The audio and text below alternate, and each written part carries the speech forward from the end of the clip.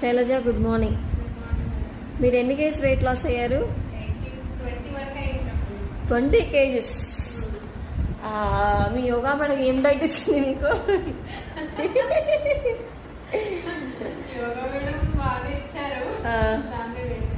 చాలా చాలా చాలా చాలా అసలు ప్రీవియస్ పిక్ చూడాలి, ఎడ ఉన్నట్టుంది నా గ్యాలరీలో.